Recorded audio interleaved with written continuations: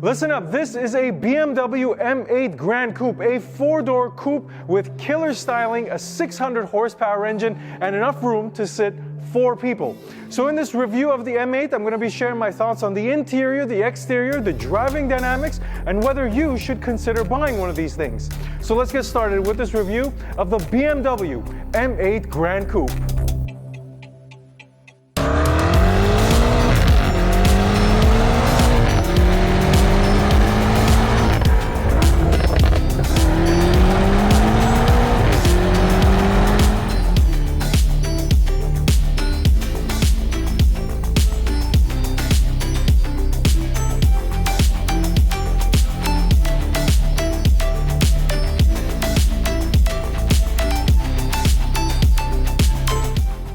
First off, a big thank you to Porsche of downtown LA for giving me access to this M8 Gran Coupe today.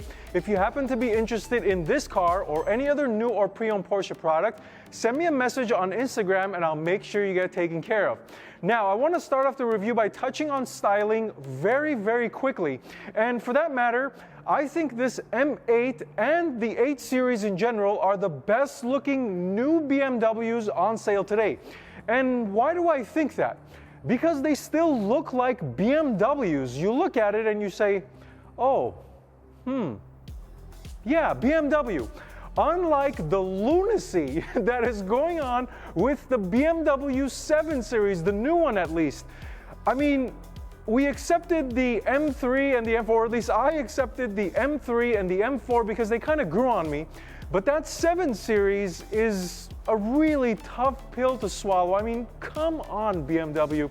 But the reason why I'm bringing this up is because I wanted to know, am I the only one who kind of feels this way? Because I see 7 Series all around nowadays.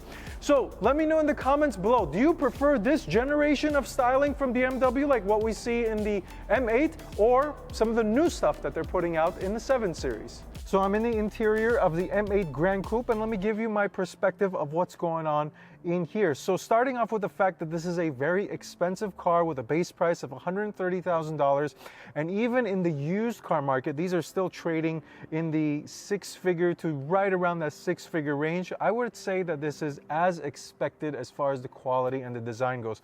There's a very nice mix of materials, leather, stitching, carbon fiber here in the center section, and you see it all around. And overall, when you sit in here, you get a very general sense of a well put together car. It's nicely screwed down and it's a high build quality interior in this M8 Gran Coupe. As far as the overall comfort and the size goes, so I'm 5'11" and sitting in this seat, I do have several inches of headroom on top of me. The seat is not in its lowest position, so I would imagine somebody several inches taller than I am being able to fit in here just fine. As far as the seat goes, it's heated, cooled, and it has several levels of adjustability. You can expand the bolsters, and I would imagine anybody of kind of pretty much any body size, whether narrow or wide, being able to fit in here based on the ability to expand and contract those side bolsters. It does have great lateral support for somebody of my body size. And the overall comfort is very good as well. Considering that this is a M8 and a sports-oriented seat, it is rather comfortable, and I'll give you my perspective of it driving around the city during the driving portion of the review. Now let's move on over into the technology. So there are 2 screens in this car. One is a 12-inch screen out in front of you that acts as a gauge cluster. There's a lot of information. The graphics are crisp and clear. It's easy to read, and I like it a lot. Now switching over into the infotainment screen, this has the smaller screen from BMW, and this is a 10-inch screen. The newer ones, well, the newest ones, like I said, have a big widescreen, but the generation in between that big widescreen and this one, there's a 12-inch screen from BMW, and that one is really nice. And it's difficult to say that a 10-inch screen nowadays kind of looks small, but when you compare it to that 12-inch and there's less bezels there, it just looks that much better. But the infotainment system itself is BMW's iDrive. I'm a big fan of BMW iDrive in general. I like the interface. I like the way I interact with it, the general sense of navigation, and a couple things I like about it. It's simple to use and it's configurable. So for example, on the home screen, I have the ability to change around the widgets, what I want displayed at the tip of my fingertips. And I think that is an ultra convenient way for somebody who just wants to access the things that they access the most right there on the main screen and not have to fiddle through the infotainment system.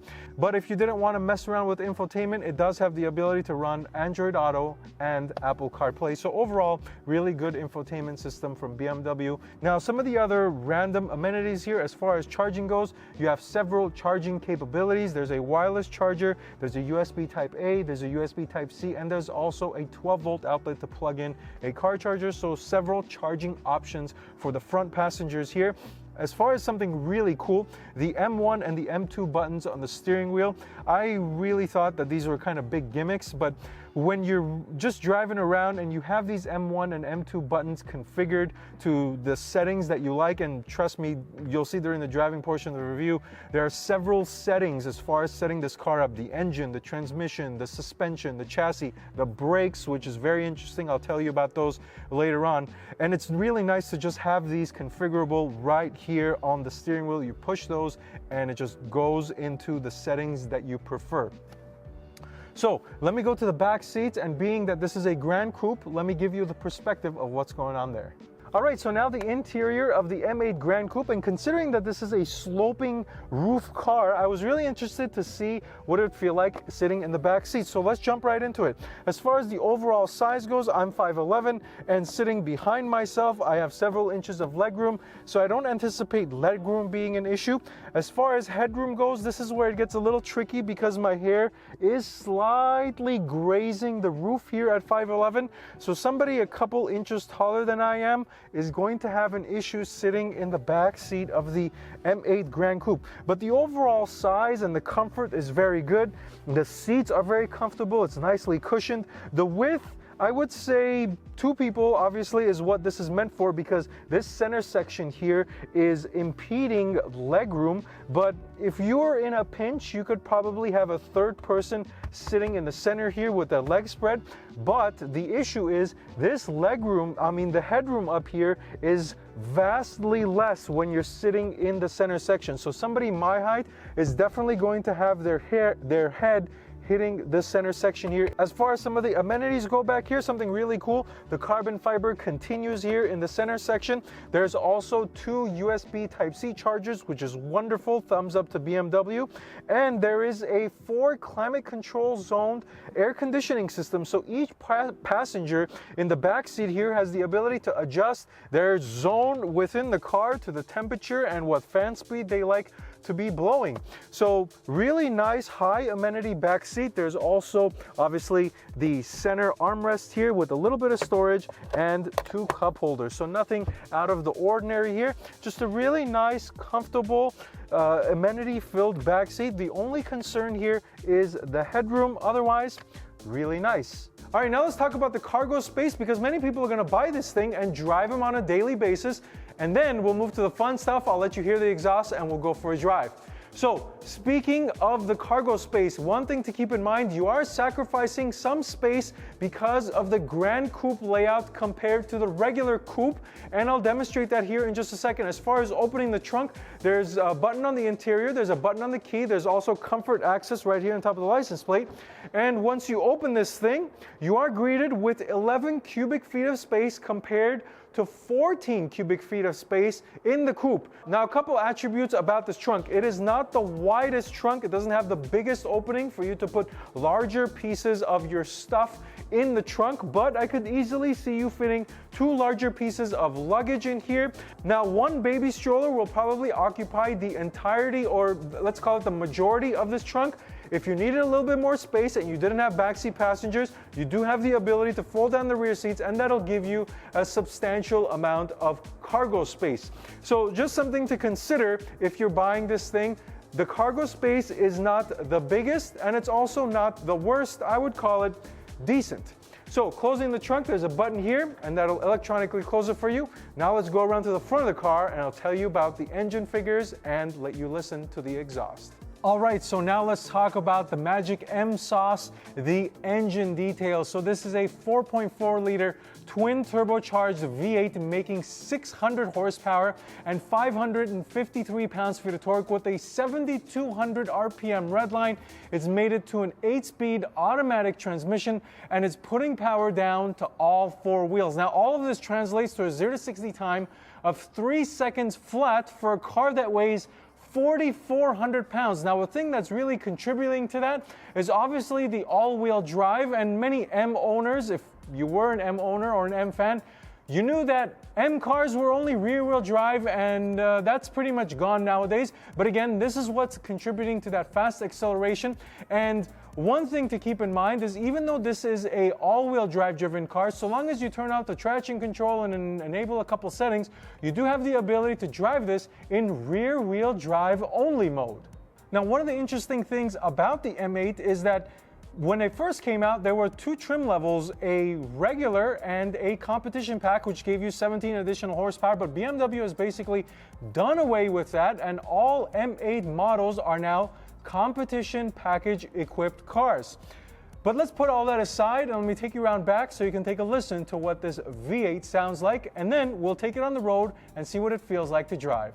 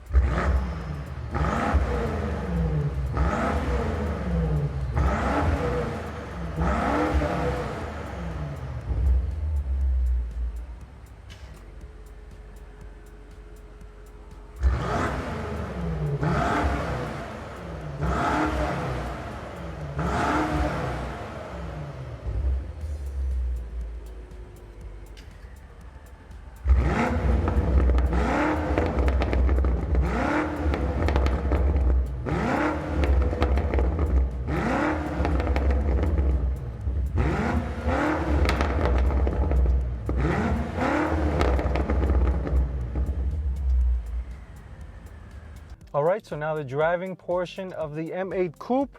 This is what the key looks like, regular BMW key, nothing really telling you that you're driving an M8.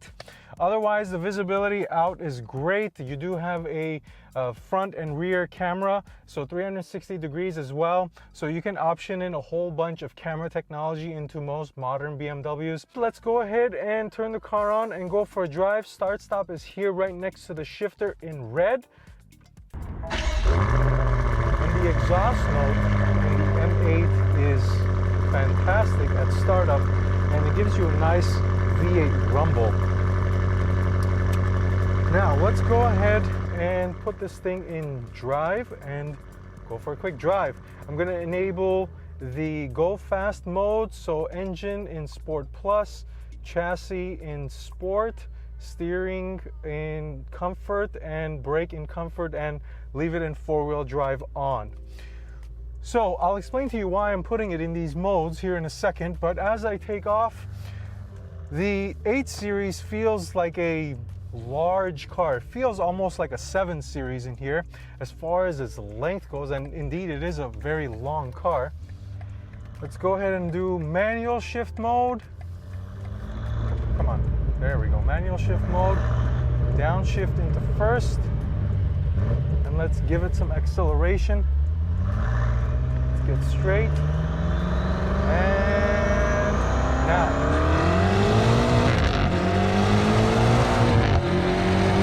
Wow, yeah, really, really fast car, this M8. Let's give it a downshift, second,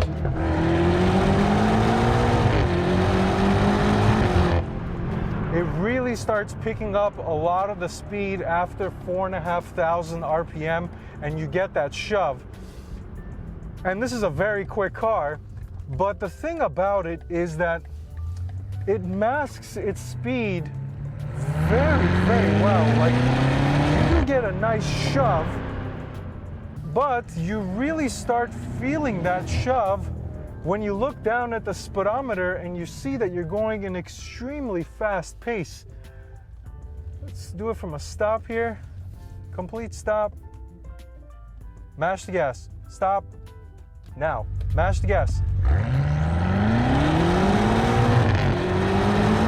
The four-wheel drive really helps it get up and go. So the weird thing about this M8 is that it doesn't feel very engaging to drive. As I mentioned, you're going fast, but you don't really get that sensation of super fast speed unless you're looking down at the speedometer. And I think part of that is because the exhaust note is kind of muted. And I think this is contributed to by this not being a competition package car, because I remember when I drove the M5 competition, it felt a lot faster than this. And the key word here is feel. So yeah, keep that in mind. Now, let me transition over to the transmission, and it doesn't feel as smooth as a double clutch. I wish BMW would have put a double clutch in this car. Now, the brake pedal, this is brake by wire, and it's very interesting because there are two modes of braking, and you have the ability to adjust, so comfort and sport.